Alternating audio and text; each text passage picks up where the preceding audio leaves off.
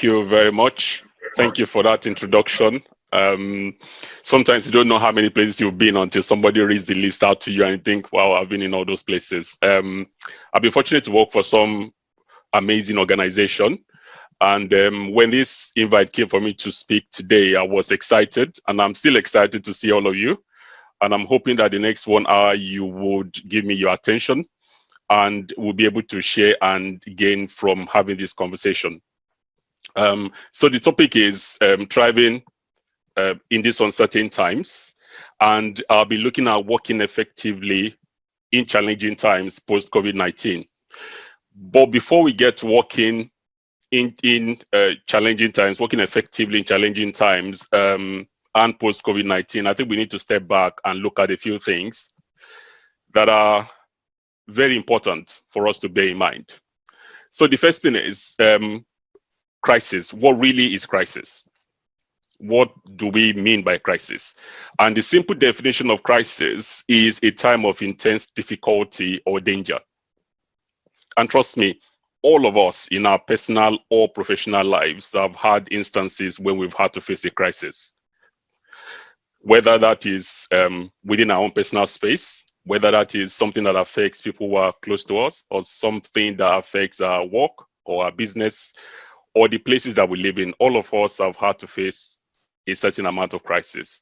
And we are in the middle of one of the biggest crises in our lifetime, if not the biggest in our lifetime. And the point I'm trying to make is crisis has different levels and different intensity. And who that crisis affects sometimes, and the implication of getting things wrong is what differs. So I give you an example. When I was working in the bank, I used to manage international trade operations. And when there will be events that will happen that will be a crisis, simply because that event can affect your banking license. That puts everything at risk. So that is a crisis you have to deal with. So crisis can be economic, it can be financial, and it can be what we have now, which is health related. But one thing that I would like to mention, regardless of where we are in terms of crisis, is that the underlying principles of leadership doesn't really change. The underlying principles of what a leader does in crisis doesn't really change. And leadership is easier when everything is working well. I hope you all can hear me. Leadership is easier when everything is working well. But it is when you get into a point or a time of crisis that you begin to examine what leadership is. And if you are a follower, you begin to examine whether the person leading you has all the tools or has demonstrated the right competencies that you want to see in times of crisis. And we have so many examples of what we are seeing around us now. So in times of crisis, people are seeking leadership that looks at the what, the where, and the how of a situation. They are looking at the what, the where, and the how. The what is what is going on, what has happened, what have we done, what are my leaders doing.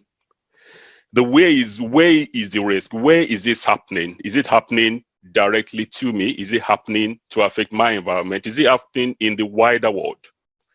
And how have we gotten here? How did this happen? How do we get out of here? How will we find the path to go out of here? And those are the questions people will be seeking from leadership, because at the time of crisis, you also have confusion, you have fear, you have apprehension. All those things go into feed crisis. And as the critical situation evolves, whatever the crisis we find ourselves, and regardless of whether that is political or economic or health, the key thing there is that our perception and expectation of what our leaders are would also change. Let me repeat that. As the crisis evolves, as it moves from one stage to another, what we expect from leaders will also begin to change. Some of the things that you want will be fundamental. They'll be all through the situation, but certain things would also change as your understanding of the crisis changes, deepens, the impact becomes bigger, or the intensity which it affects you begins to affect the way you look at leadership and what a leader should demonstrate at that point in time.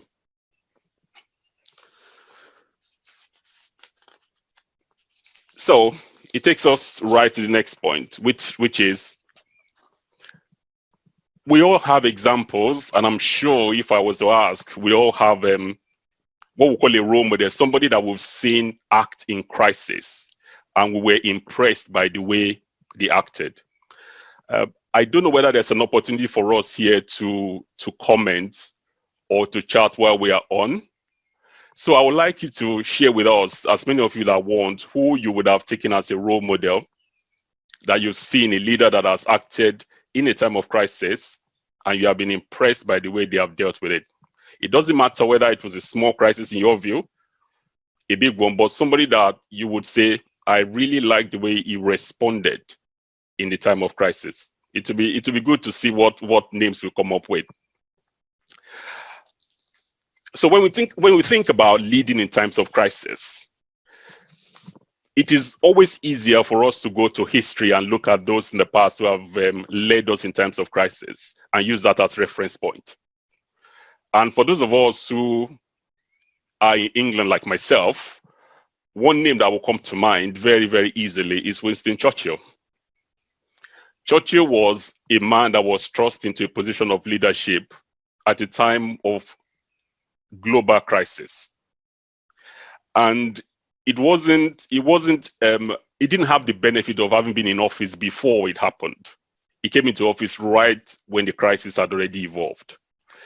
And for me, it's a good example of how a leader can react to a crisis situation. But I will also caveat that to say, like I said at the beginning, every crisis is different. How you will react in a critical situation in war may be different from the way you will react when the crisis is health related. It will also be different if the crisis is limited to your own border or to your own business compared to a crisis that affects a lot of people. So if we fast forward a bit to the crisis of 2008, when we had the financial crisis, the approach that was taken by the chancellor there at that time was also a level of leadership. Even though his remit was limited, but he exhibited leadership at that point in time. Within his own sphere of responsibility, he stepped forward and exhibited leadership. So we look at people in history to be a reference point. And I'm sure a lot of us now, if we were to ask you about our current leadership, what you think about them and whether you think they have responded well, we all have examples, and I'm sure the passion will run very high. Whichever country we are based, we all have our views about how our leaders have responded to the current coronavirus crisis that we have. But I will not stir up the honestness by asking you to tell me what you think, because especially if I talk about the US or UK, I'm sure passion is very strong. So regardless of where you are in terms of the sphere when you have a crisis, there are certain things that you expect from your leaders. One of the things that you expect from your leaders in a crisis situation is that you expect them to communicate effectively. Communication will always be important in crisis. It doesn't matter whether it is before the crisis takes off, during or after.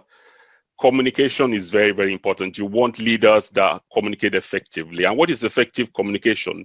It is being able to speak to you in a way that you understand.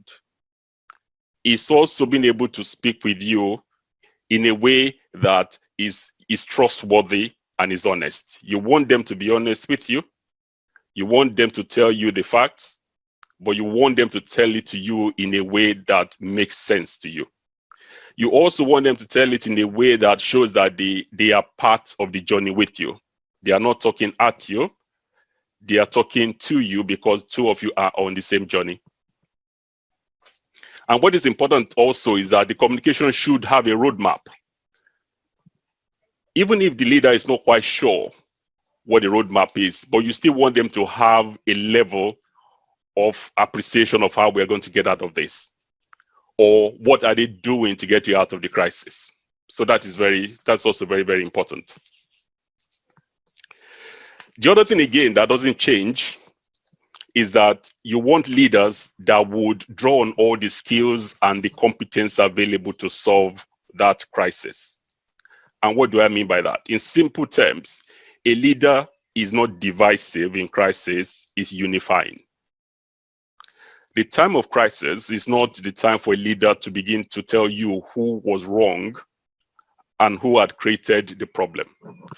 And if I bring that to our personal space, if there was an issue in your place of business or in your office, at the point you are trying to understand or resolve it, you don't go around pointing fingers, because what that happens is that people close up.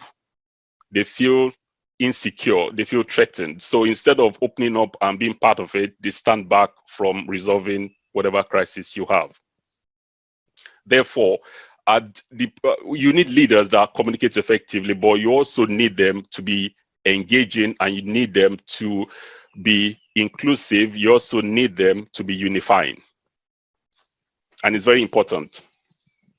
And part of that unifying people is to also be willing to understand, appreciate, and bring together the skills that are needed to resolve that issue. You need that in leadership. They need to be willing. So ego does not come in. A leader that knows everything and wants to solve all the problems on his own because he wants to take glory when the issue is resolved may have a problem. You want a leader that will be humble enough to say, I don't have the answers, and I'm willing to bring people on board who have the answers and allow them to step forward and show that they have the answers while I will coordinate and lead. You don't have to know everything, and you don't have to do everything. Showboating is not the right time when there's a crisis. The other thing again is that you want leadership at the time of crisis to be decisive. Decisive doesn't mean that they rush to judgment, but decisive means that when it's necessary, they are willing and able to take decisions that are important. Again, a good example is where we're going through now. When this crisis started, there was a delay in taking decision. And the consequence of that delay is what we're dealing with now. Some decisions were pushed down the road because they did not appreciate the seriousness. And part of it, again, went to what I said last. They did not consult or did not believe those who had the competence to say something is wrong here, we need to do something about it. So they delayed and delayed and delayed. So it's very important that the leader is willing to bring together the people that have the knowledge and the expertise to make a change and to make things happen and to walk us through the crisis. And that brings me to the next point, which is at any point in a crisis cycle, every crisis has a cycle. There's a post-crisis and right at the beginning of the crisis. There's the during the crisis when it's going on. And there's also the post-crisis, which is after the crisis is over, what does the leader do? And all these levels requires leadership to act. And the expectation at each level may differ depending on the seriousness of the crisis that you deal with. Okay. So, what do we expect before a crisis? Now, when you talk about leadership, one of the things I would like to quickly mention here, that a leader that wants to be successful during and after crisis must have sowed the seed before the crisis started. Unless you were thrown into the forefront during the crisis, which case you did not have the time, you did not have the benefit of having been a leader before the crisis.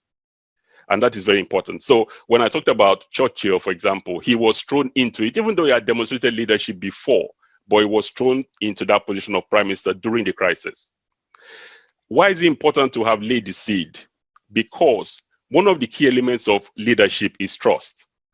And if you have not engaged with people you want to lead and they have trusted you, it becomes difficult in the midst of a crisis for you to win back trust, because there's already a belief that they can't trust you or that you're not competent enough.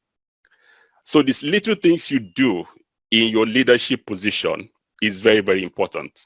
Simple things like management by walking around. Management by walking around. And management by walking around simply means that you get off your seat and you go and talk to the people that you work with at their seat. You don't, now people will say I have an open door policy. Everybody that works with me, for me, can come to me. There's a difference between an open door policy and the management by working around. Open door policy says, come to me when you have a problem, I'm here. Management by working around says, I will come to you and talk to you and find out who you are, what is going on in your life. And when you do that, you're not going there to talk about work, you're going there to engage with them and to find out from them what is going on in their lives. So these are the little things that you will start to do when you are leading people that will sow the seed of trust, so that in the midst of a crisis, the trust is already there and they know you care about them, that the decisions you will make during that crisis would not be selfish, but you are a caring leader. You show empathy, you show compassion and things like that. So the seed before is very important. So at the beginning of a crisis, people are looking for a leader who shows confidence, but at the same time understands the seriousness of the situation. It is not machismo, it is not bravado, it's not going and saying everything is fine, don't worry. No, that is not confidence. Confidence is saying, this is where we are. I'm confident that we'll be able to get out if we do the right things, but confidence does not mean that you underplay the seriousness of the situation. But people will look for leaders that are confident, but can also understand the seriousness of the situation. How would you understand the seriousness? Because you will engage with people that know more than you and can bring value to what you're talking about. People also want calm assurance. They do not want leaders that break down and break apart. Now, does that mean you don't have emotion? No, because being emotional is part of life. But it means you have control over how you express your emotion. Imagine if you had a crisis where you're working and you went to your line manager and he just went to pieces. And then you have to calm him down, even though you've come in there expecting to be reassured by your leader, but actually you leave having to reassure your leader that everything is fine. Next time there's a problem, you feel reluctant to go because you think, well, if I go again, this person is just going to break down.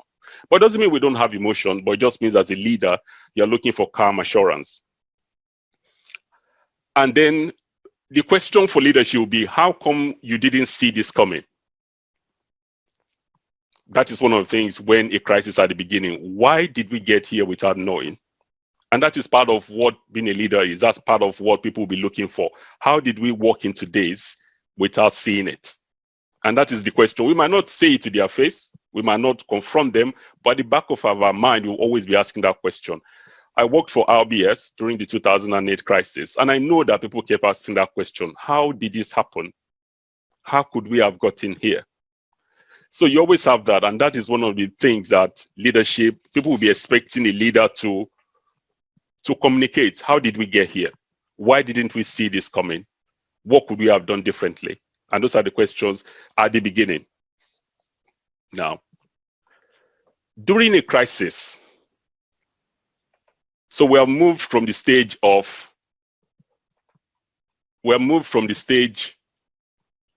where we are talking about post-crisis. And we can relate that to what we've just gone through. In a way, we can say we've gone through a post-crisis period. And all of us, without exception, are already questioning our leaders and questioning the people that lead us, whether it is the MD of our business, whether it is the politicians, whether it is the WHO, whether it is the country as a whole. We are already questioning the leadership that allowed this to happen. And at some point, and I'll come there later, these questions will manifest. But these questions are hanging around there, they are playing around. And as a leader, when you walk into a crisis, you need to be mindful that these questions will be asked. And you, as a leader, should always ask yourself, how did we get here? And how did I not see this coming? Because if you don't ask yourself those questions, how will you make the change post the crisis to make things different? So during a crisis, what are you expecting your leaders to do? Your perception of leadership is driven by the way the leaders reflect confidence about the length of the crisis and the roadmap for the exit. Your perception will be influenced by how you see them in terms of how do they understand the problem? How long are we going to be in this, and what is the way out? Even if the leader does not have control over when we go out, one thing you want the leader to be is to be able to at least articulate a roadmap to say, we don't have the facts, but this is what we're doing to get out of here. And the other thing, again, which is very important, is that you want the leader to be the consoler in chief. What's the consoler in chief? A consoler in chief is the one that calms people. He understands that people, when there's a crisis, people react differently. Some people will be afraid. Some people will be affected. Just like what we have now. There are people in this crisis who have lost loved ones. The feeling they have is different from those who have lost their livelihood. And it's very different from those who are just there, who are shackled behind their doors. They can't go out, so their movement is restricted. But you need a consular in chief that can talk through all this. And the same thing in a company. So if a company, for example, is going through crisis and they are laying off people, you want a leader that can convey that communication in a way that is consolatory, that he understands that people are feeling pain and it's not business as usual. You need to be able to project that it's not business as usual communication. It has to be delivered differently. I will try and share my screen with you for a few minutes if I can. And what I plan to do, and I hope technology will allow me to do that, is I want to play a video for you for a few minutes. And if I give you a background to this video, let me see whether it works first.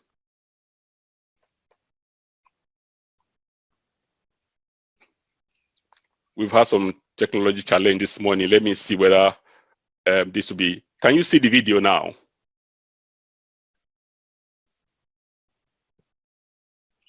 Can you see the video I'm showing?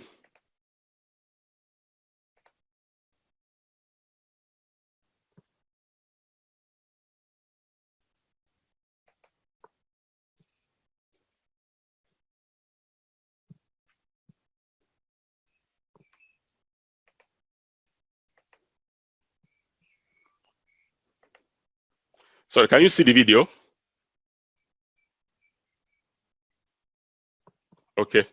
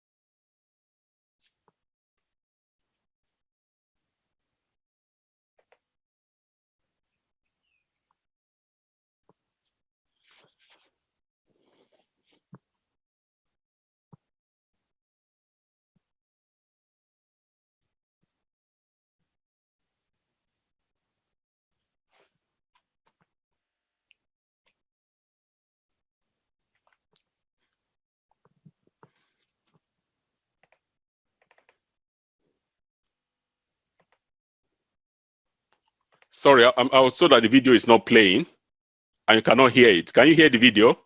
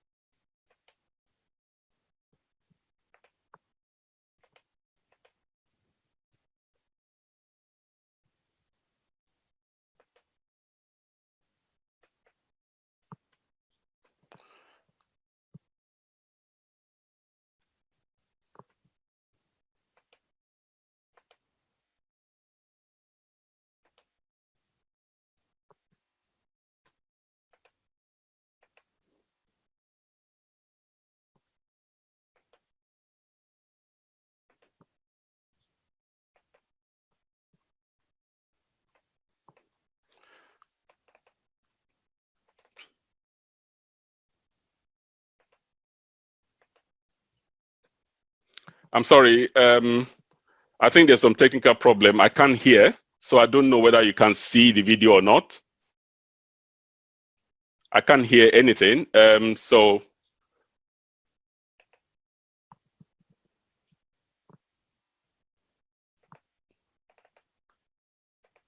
can somebody wave at me if you are able to hear or see the video?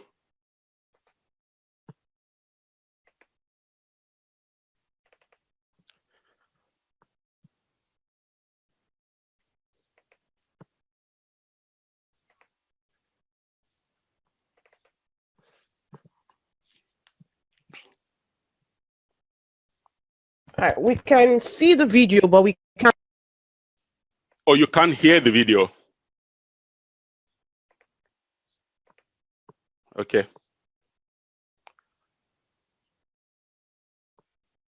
Hello, Marriott Associates. I'm here to give you an update on the impact of coronavirus, or COVID-19, on our business and the steps we're taking to respond to it. Because of the profound impact COVID-19 is having on so many of us around the world, this is the most difficult video message we have ever pulled together. Our team was a bit concerned about using a video today because of my new bald look. Let me just say that my new look is exactly what was expected as a result of my medical treatments. I feel good, and my team and I are 100% focused on overcoming the common crisis we face. Now let's talk about that crisis, COVID-19. Let's start with the health challenge itself. Across our company, the number of COVID-19 infected associates is low, and I'm grateful for this. I want to acknowledge the associates who are dealing with it as a patient, a parent, family member, or friend, and the hundreds of Marriott colleagues who are at this minute quarantined. Our well wishes and thoughts are with all of you. In terms of our business, COVID-19 is like nothing we've ever seen before. For a company that's 92 years old, that's borne witness to the Great Depression, World War II, and many other economic and global crises, that's saying something. But here are the facts. COVID-19 is having a more severe and sudden financial impact on our business than 9/11 and the 2009 financial crisis combined. The worst quarter we had in those earlier crises saw a roughly 25% decline in hotel revenues on average across the globe. In this case, which began in Greater China in January, we quickly saw a 90% decline in our business in China. In the 2 months since, we have seen COVID-19 extend to the rest of the world. In most markets, our business is already running 75% below normal levels. The principal challenge we face is obvious.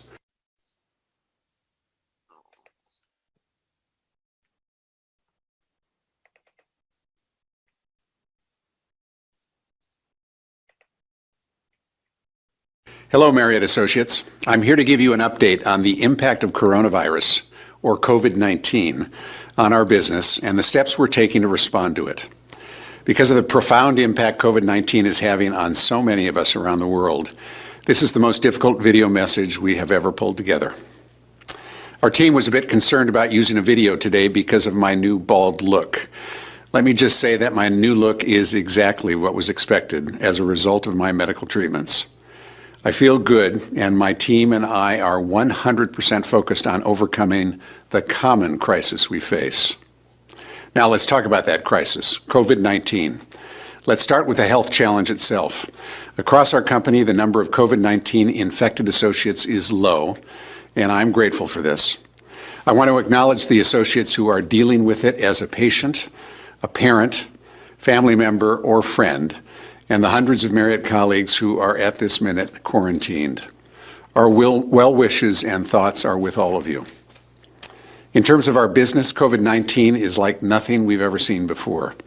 For a company that's 92 years old, that's borne witness to the Great Depression, World War II, and many other economic and global crises, that's saying something. But here are the facts. COVID-19 is having a more severe and sudden financial impact on our business than 9/11 and the 2009 financial crisis combined.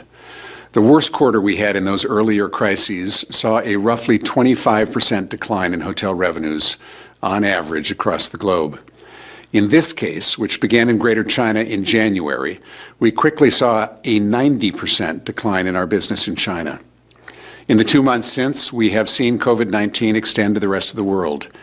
In most markets, our business is already running 75% below normal levels.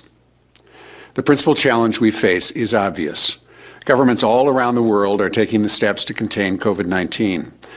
The restrictions on travel, gatherings of people, and required social distancing is having an immediate impact by depressing demand for our hotels. As a result, we have hotels around the world that can't operate without incurring substantial economic losses and risking permanently their ability to reopen when this gets behind us. This has caused hundreds of hotels to close or start the process of closing until such time as demand begins to return. Given these circumstances, we've been forced to take proactive steps to respond to the crisis and are putting into place business contingency plans globally. While pieces of these continent contingency plans vary, given the differences in local laws and the geographies where we operate, certain elements are universal. We've worked to take controllable costs out of the business, like suspending all non-essential travel. We have paused all new hires, with the exception of a small number of mission-critical positions. We have stopped all hotel initiatives for 2020 and have gone dark on our brand marketing and advertising during this period. Both Mr. Marriott and I will not be taking any salary for the balance of 2020, and my executive team will be taking a 50% cut in pay. Above property around the world, we are moving to shortened work weeks, and in the U.S., we are also putting in place temporary leaves for at least the next 60 to 90 days that will impact most associates at our headquarters and above property locations. At the property level, contingency plans vary by geography and hotel occupancy rates, but for open hotels include closing food and beverage outlets, reducing staff, and closing floors of hotels. More details about these actions and what they mean will be shared through local HR teams. If there is any good news visible today, it is the signs of early recovery in Greater China. China appears to have succeeded in reducing the spread of COVID-19 through strong counteractions. China is now bringing manufacturing back online, and we are seeing some early signs of lodging demand begin to return. If this holds, it may bode well for the course of this epidemic in other parts of the world. In 2 weeks, I will mark my 8th anniversary as CEO, a position I accepted on the heels of 2 legends in hospitality. As a leader, I've experienced so many wonderful highs and a good number of challenging lows. I can tell you that I have never had a more difficult moment than this one. There is simply nothing worse than telling highly valued associates, people who are the very heart of this company, that their roles are being impacted by events completely outside of their control. I've never been more determined to see us through than I am at this moment. While it's impossible to know how long this crisis will last, I know we as a global community will come through the other side, and that when we do, our guests will be eager to travel this beautiful world again. When that great day comes, we will be there to welcome them with the warmth and care we are known for the world over. As I close, I encourage you to please take care of yourself, your friends and family, and the community around you. I wish you good health and a sense of optimism. Together, we can and we will overcome this, and we'll thrive once again. Thank you, and be well. Can you hear me now?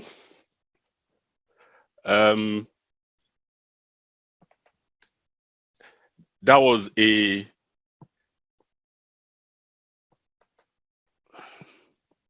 powerful message, really. And I think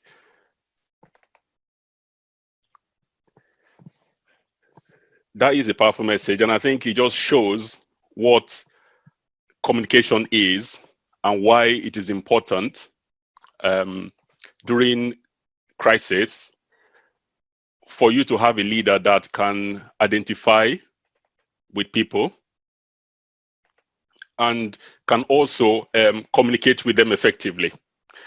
First of all, let me apologize for what happened there in terms of the quality of the presentation at that point in time. But I felt it was important.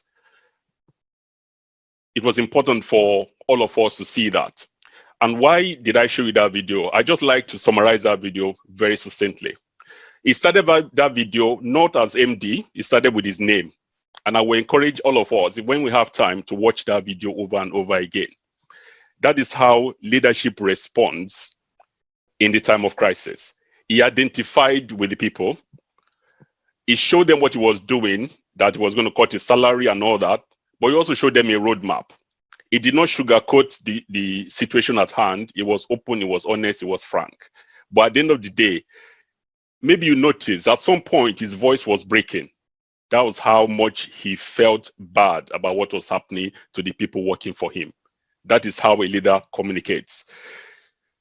I hope we'll take that away in terms of during a crisis, what a leader should be doing.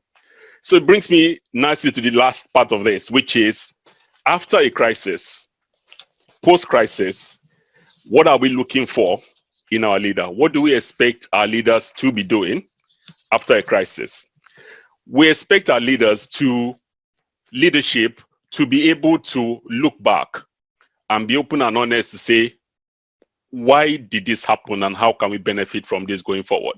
Because it's important for leadership to be able to go back and look through without feeling that they are being judged. Yes, we are going to be looking at them and saying, why did this happen? Why couldn't you have stopped this?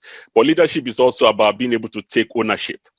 It's about being able to say, this is what I got wrong, this is what I can do better, and this is how we can move forward. After a crisis, you want that to be put in place.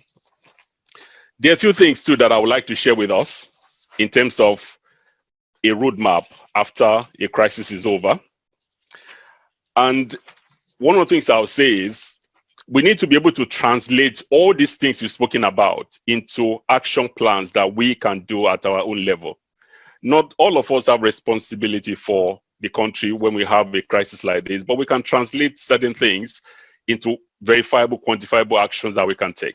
And one of them, the first thing is that we must look at the people, and it should be people focused. Whatever we are doing needs to be people focused. We need to engage with the people we lead and understand with them as they go through crisis. One of the things I do with my team is to have a daily virtual meeting with them. Currently, I manage a team of about 10 people, and they are based everywhere in London, around London. And one of the things I do is to make sure that I have a daily meeting with them. The meeting is not to discuss work related always, but it's also to find out how they are doing. It's been able to translate that even though we're going through a crisis, even though we have work to do, but your well-being, your mental well-being is important to me. It's important to the organization that I work for. The other thing, again, that is very important while we're going through this is for a leader to be able to challenge yourself as you go through and to say, am I doing the right thing as I go through this process? It is not about closing your mind to what is happening. It's about opening your mind up to what the things happening and say, am I doing the right thing as you go through this crisis? And it's important that you are constantly doing that.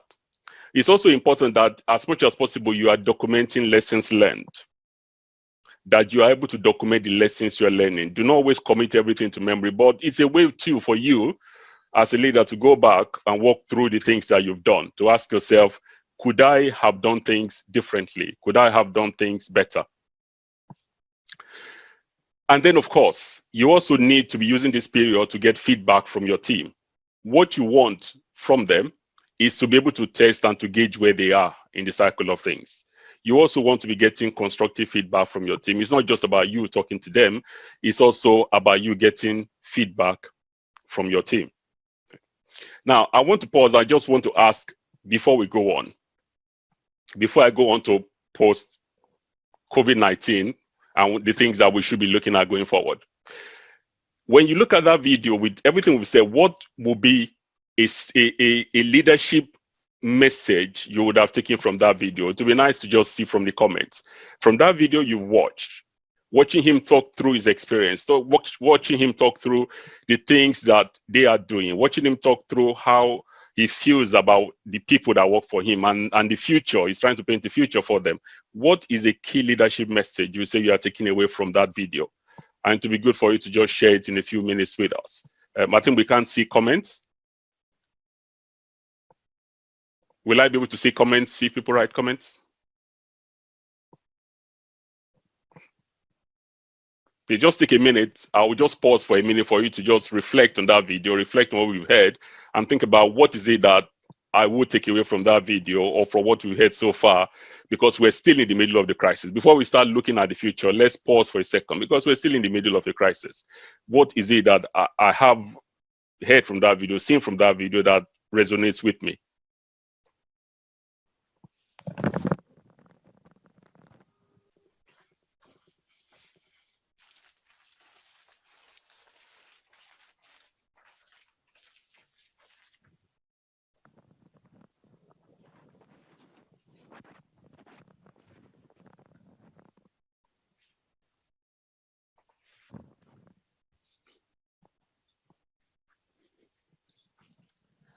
Okay. I'm sure there'll be room for a bit of discussion at the end, even if just for a few minutes, because we're almost getting to the end of the presentation. So let's pause for a few minutes and to ask ourselves, what will the world look like after COVID-19? And what will be expectation of leadership after COVID-19? There are a lot of conferences and papers and people writing and all sorts about what the world will look like. The truth is, none of us have been on this journey before. And none of us can, hand on heart, say with all level of certainty that this is what the world will look like when this crisis is over. The profound effect of the crisis now is such that it's affected every part of the world and everything that we used to take for granted. Everything that we could do with our eyes closed, now we have to do with our eyes open because of the seriousness of what we're dealing with. And part of the challenge is because when we had the financial crisis of 2008, it was economic. We could use economic tools to fix it.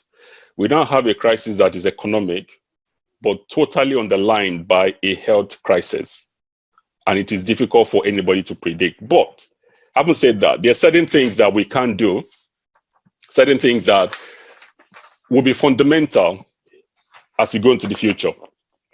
One of the things that is very clear that leadership will have to recognize even now, as we go into the future, post-COVID, is that nothing would ever be the same again.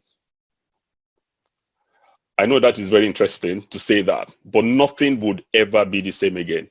Everything that we know, we believed in, we used to do, would have to change somehow until a vaccine is found. Even then, we still have to be careful and watch this for a few years. The world has changed. Our businesses are going to change, and the way we manage people will change. A good example is some companies found it difficult to allow people to work from home. Now you have to ask yourself, how are you going to respond to that as a leader? Because it's going to happen. More and more people will be wanting to work from home going forward. That is one of the things, as an example. One of the things that would also change as a leader is that this crisis has allowed people to reflect on what is important to them. And also as leaders, what is important to us.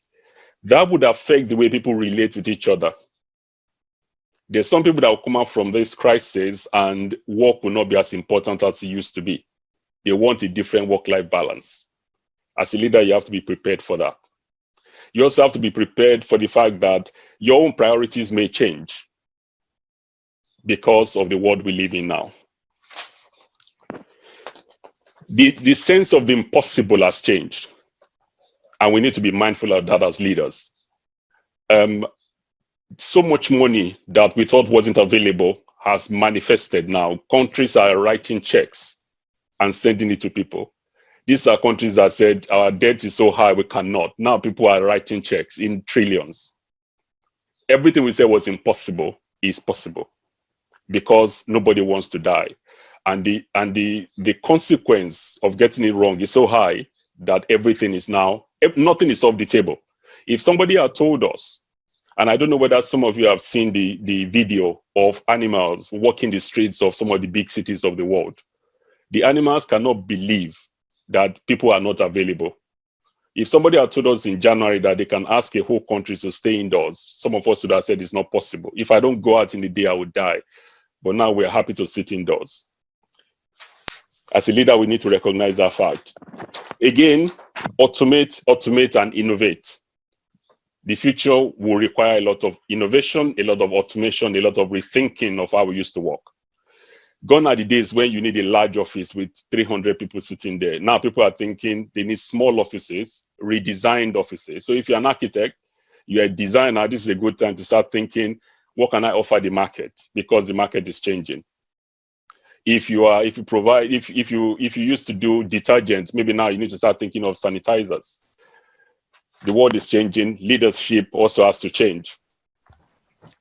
There's a sense of community, and that has made people empowered. You need to understand that people now feel more empowered. As a leader, it is important to understand that. And a good example, like I said, is before you could say, well, you know, this business doesn't allow people to work from home. Now you need to be able to demonstrate to people that work for you why they cannot work from home if they have been doing that for the last 2 months. And the other thing again. Sorry, sir. Yes. Sorry, I'm having to just cut in. I don't know if you were able to read some of the comments. I can't see the comments. Oh dear. Okay. And unfortunately, it seems we've actually run out of time. Okay. We had quite a number of comments. I don't know if you're able to access your comment section just down, so you can, you know, perhaps just go through. There were lots of interest. I can see the charts. So people talked about his communication skills, the empathy. We had the exemplary leadership. Yes. Obviously, that was the Marriott president. Yes. His clear and effective communication and all, you know, we talked about the adaptability. Yeah, somebody mentioned, you know, people are looking for that confident leader, and what have we got? Yes. Very interesting. Very, very interesting. Right. I'm sorry we're having to cut you off. But I just make one last comment before I disappear. Just for you to round up. Yes, please. Yeah. I was about to round up, actually. I was about to round up. No, that's fine. The last thing I was going to say was that crisis will happen again. And part of what leadership is after COVID-19 is to be prepared for the next crisis. And it's learning the lesson. There's a book out called Remote Working. It's a book that I co-authored with 24 other professionals.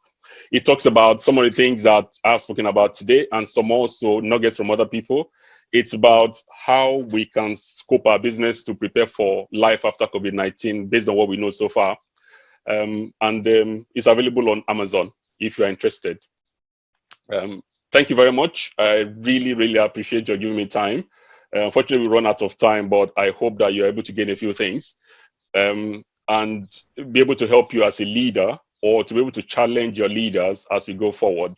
The world is changing. It's nothing to be afraid of.